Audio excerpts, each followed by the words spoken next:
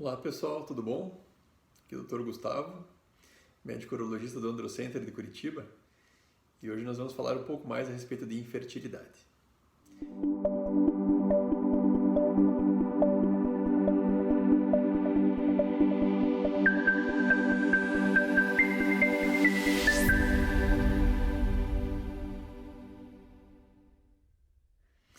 Dentro da investigação da infertilidade, nós temos 4 grandes ferramentas, da identificação da infertilidade no homem.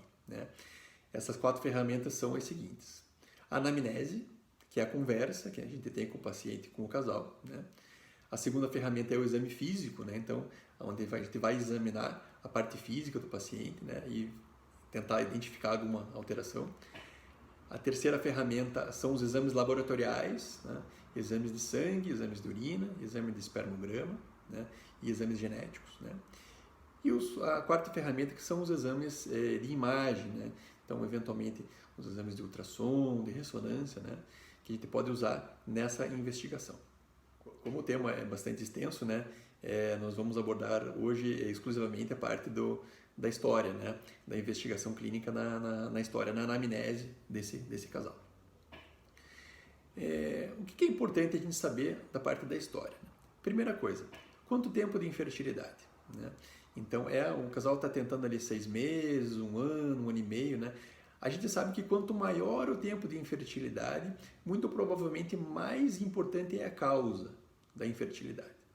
Então, infertilidades com tempo menor, geralmente são causas um pouco mais tranquilas de tratamento. Agora, aquelas infertilidades que já estão perdurando por muito tempo, geralmente são causas mais complexas de tratamento. Como é que foi a puberdade desse paciente? Então, uma das coisas mais importantes da gente perguntar para o nosso paciente é: como é que foi a sua adolescência? Você, com quantos anos começou a parte do desenvolvimento do teu genital? Foi normal? Não foi? Não atingiu a puberdade, por exemplo? Então, doutor, eu só consegui atingir a minha puberdade por quê? Porque eu comecei a usar testosterona. Então, existem algumas causas, nas quais, por alterações endócrinas, esse paciente não produz testosterona, não produz espermatozoides do modo natural. Então, isso aí, boa parte das vezes a gente vai conseguir identificar já na anamnese que existe alguma coisa relacionada a isso aí. Presenças de inflamações testiculares depois da puberdade. Então, existem alguns quadros de orquites, algumas inflamações testiculares que, porventura, podem ter acontecido após a adolescência e isso aí causar uma repercussão na fertilidade do adulto. Então, isso aí também deve ser investigado. Perguntar a respeito de presença de diabetes.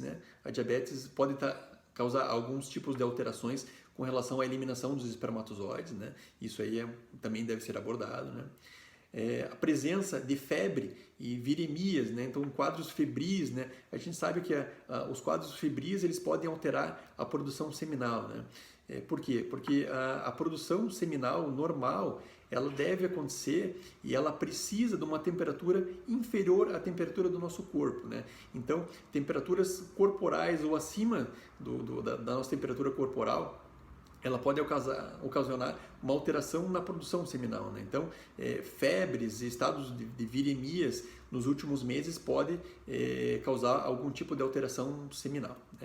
Problemas, história de trauma craniano, por exemplo, pode, dependendo do tipo de trauma, um trauma muito importante, pode afetar uma glândula que a gente tem no nosso cérebro chamado hipófise, E isso aí causar uma alteração de todo o circuito hormonal do paciente e, consequentemente, uma alteração da produção dos espermatozoides também.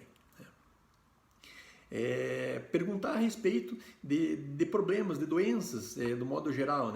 Então, uma das principais causas de infertilidade é o problema da criptorquidia. A criptorquidia é uma causa, então, na qual o paciente não nasce com os 2 testículos no escroto. Então, um ou os 2 testículos podem não ter migrado do modo natural para o testículo, e esse testículo que não migra, esse testículo que fica para perto do corpo, é um testículo que não produz bem espermatozoides. E existem algumas outras causas também relacionadas à criptorquidia. Então, a gente sabe hoje em dia que esses testículos que não migram nesses pacientes, existe uma alteração de genética global, e isso aí pode provocar alterações seminais sinais que a gente vai identificar, então, inicialmente, né, nessa nossa investigação na parte da anamnese, né? Presença de tumores, ou então cistos, ou então cirurgias escrotais anteriores. Isso pode ocasionar uma piora da produção seminal, né? Então isso deve ser investigado, né? Assim bem como cirurgias que esses pacientes já foram submetidos, né? Cirurgias de tumores testiculares, cirurgias de correções de hérnias inguinais. Então, dependendo do tipo da técnica que foi utilizada, dependendo da idade que ele foi submetido a essas cirurgias, elas podem afetar e podem trazer algum tipo de problema, né? Se na cirurgia foi usado tela, se não foi usado tela, né? Tudo isso é importante porque o ducto deferente e o funículo espermático, que é o cordãozinho da vascularização do testículo, ele passa pela região inguinal. Então, se essa região inguinal foi previamente manipulada cirurgicamente, pode trazer algum tipo de alteração obstrutiva com relação à eliminação desses espermatozoides, né? Então, e identificação de coisas simples, né? Uma infertilidade, aquele paciente que fez uma vasectomia, né? Então, uma história de vasectomia e infertilidade já fica bastante evidente qual que é a causa, né? Então, pela própria anamnese, você já resolve o problema, né? História de cirurgias retoperitoneais, cirurgias grandes que tenham mexido muito na parte interna do abdômen, pode provocar alterações da parte da emissão, alteração da parte da chegada dos espermatozoides do testículo até a próstata para serem eliminados, né?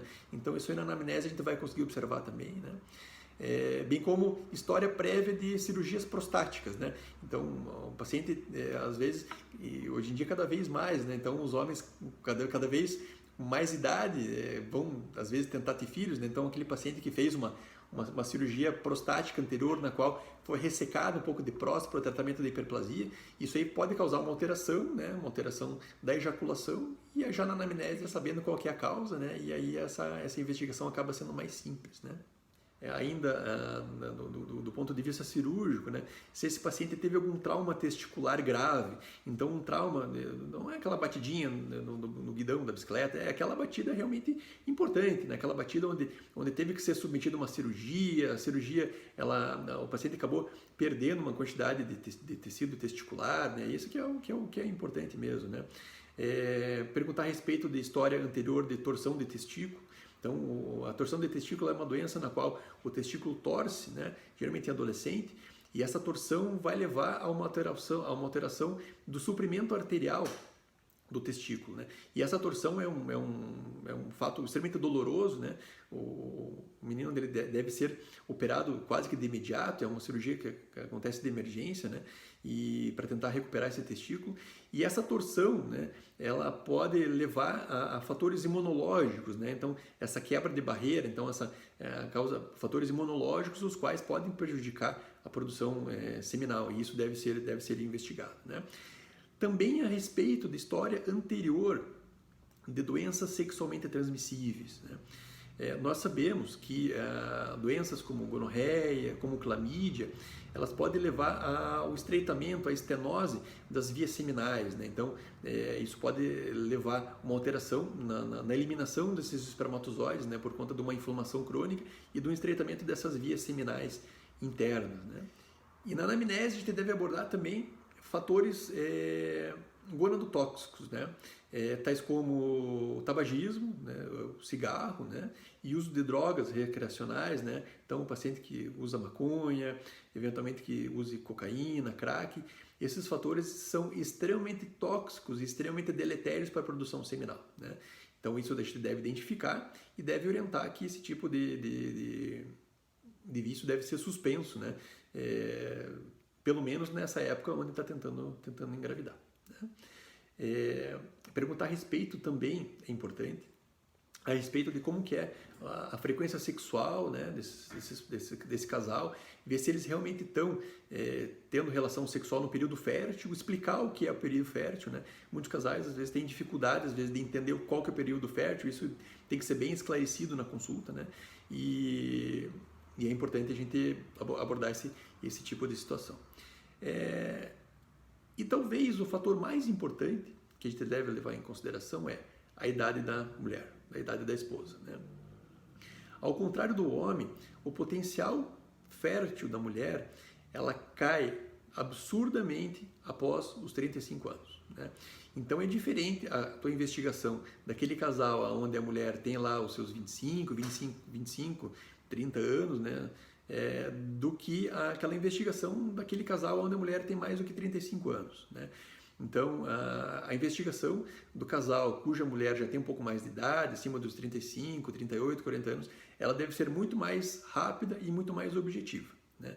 Por quê? Porque uma investigação que não seja efetiva, não seja rápida, não seja concisa desse casal, pode fazer com que você perca muito tempo, né?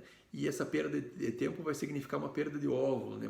Uma perda de tempo com relação à parte de fertilidade feminina. Então, a investigação do casal cuja mulher tem mais do que 35, 38 anos de idade deve ser muito mais rápida e muito mais objetiva.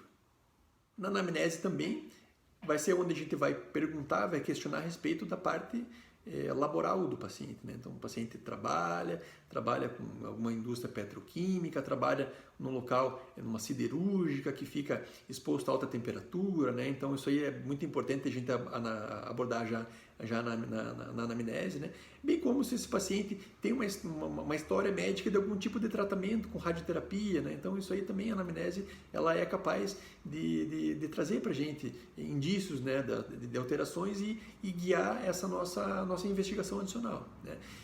E é importante a gente dar ênfase na anamnese, por quê?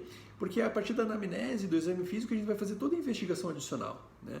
Então, você fazendo uma anamnese bem feita, um exame físico bem feito, você vai poupar o paciente de uma série de exames, boa parte das vezes, desnecessários, né? Então, uma coisa que eu sempre brinco quando a gente vai dar aula em congresso, né, que a gente tem que saber o que está procurando para saber o que encontra. Não adianta o paciente chegar na tua frente e você pedir uma calhamada de exames, aí vem a alteração do exame e você não sabe o que está acontecendo, por que você pediu aquilo, né? Então, é muito importante você saber o que você está pedindo e por que você está pedindo, né? Então, toda investigação adicional ela vai ser baseada na história que o paciente vai ter que contar, que é o primeiro contato, que é a anamnese, que no meu ponto de vista é a parte mais importante da investigação clínica, tá certo? Então, com relação à anamnese, né, dessa história clínica do paciente, nós vamos ficando por aqui. Na sequência, nos próximos vídeos, nós vamos abordar a respeito do exame físico, dos exames laboratoriais, dos exames de imagem, né? E eu peço mais uma vez que vocês, se ainda não fizeram, que vocês deem o like, que vocês se inscrevam no canal. Por quê? Porque isso é muito importante para que esse vídeo chegue a mais pessoas, né?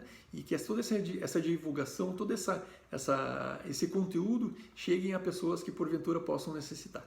Tá certo? Um grande abraço e até a próxima.